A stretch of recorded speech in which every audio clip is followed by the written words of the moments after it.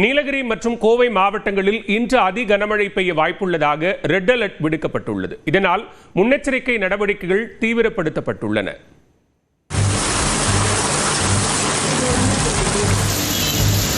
கோடை சீசன் கடைகட்டி உள்ள உதகையில் நேற்றை மழை ஆட்டத்தை தொடங்கியது. கூடலூர், பந்தலூர் சுற்றுவட்டார பகுதிகளில் மழை வெளுத்து வாங்கியதுடன் கடும் குளிர் நிலவியது.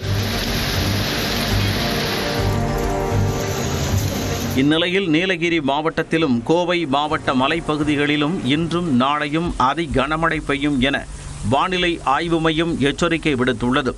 ரெட் அலர்ட் காரணமாக உதகை படகு இல்லம் இன்றும் நாளையும் என 2 நாட்களுக்கு மூடப்படுவதாகவும், வனப்பகுதியில் மலையேற்றம் செல்ல இன்று முதல் 3 நாட்களுக்கு தடை விதிக்கப்படுவதாகவும் மாவட்ட ஆட்சியர் அறிவித்துள்ளார்.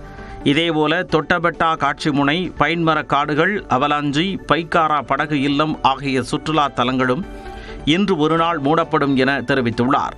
ஆற்றங்கரையோரம் மக்கள் செல்ல வேண்டாம் எனவும், மழை தொடர்பான பாதிப்புகளை 1077 என்ற எண்ணில் தெரிவிக்கலாம் எனவும் நீலகிரி மாவட்ட ஆட்சியர் குறிப்பிட்டுள்ளார்.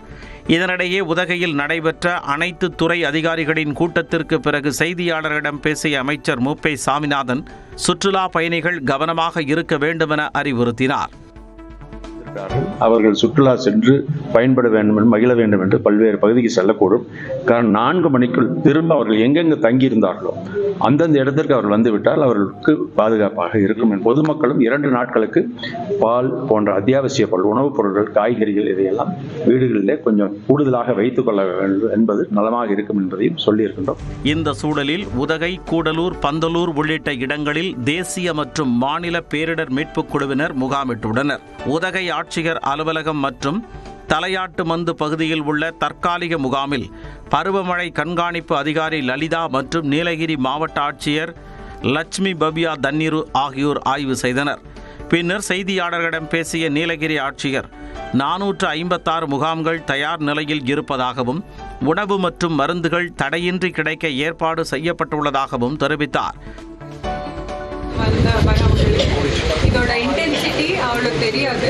இங்கே காற்று ரொம்ப ஃபோர்ஸ்ஃபுல்லாக வரும். இது இல்லாமல் அவங்க ஓனாக ஃபாரஸ்ட்குள்ளே இல்லைன்னா இந்த மாதிரி ட்ரெக்கிங்ஸு சொந்தமாகவே யாரோட கைடன்ஸ் ஒரு பர்மிஷன் இல்லாமல் போகக்கூடாது.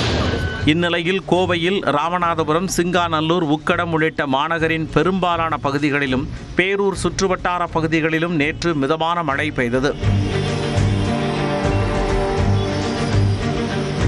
கோவை அவிநாசி மேம்பாலம், லங்கா கார்னர் ஆகிய பகுதிகளில் ஆய்வு செய்த அமைச்சர் முத்துசாமி கனமழையை எதிர்கொள்ள முன்னெச்சரிக்கை நடவடிக்கைகள் எடுக்கப்பட்டுள்ளதாக கூறினார். கடந்த முறை என்ன பிரச்சனைகள் எல்லாம் வந்ததோ அந்த பிரச்சனைகளை மனதிலே வைத்து அதற்கான நடவடிக்கைகள் எடுத்திருக்கிறார்கள். எனவே இந்த முறை எவ்வளவு மழை பெய்தாலும் அதை எதிர்கொள்கிற அளவிற்கு நம்முடைய அதிகாரிகள் மிக அருமையாக செய்திருக்கிறார்கள்.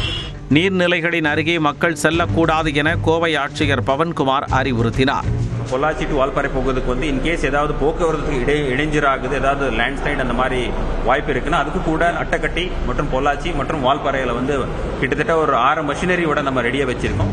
வால்பாறை மற்றும் டாப் ஸ்லிப் மலைப்பகுதிகளில் தேசிய பேரிடர் மீட்புக் குழுவினரும், பொள்ளாச்சியில் மாநில பேரிடர் மீட்புக் குழுவினரும் தயார் நிலையில் இருப்பதாகவும் கோவை ஆட்சியர் குறிப்பிட்டார். இதனிடையே நெல்லை மாவட்ட மலைப்பகுதிகள், தேனி, தென்காசி மற்றும் கன்னியாகுமரி மாவட்டங்களில் மிக கனமழை பெய்ய வாய்ப்புள்ளதாகவும், திருப்பூர் மற்றும் திண்டுக்கல் மாவட்டங்களில் கனமழை பெய்யக்கூடும் எனவும் வானிலை ஆய்வு மையம் தெரிவித்துள்ளது.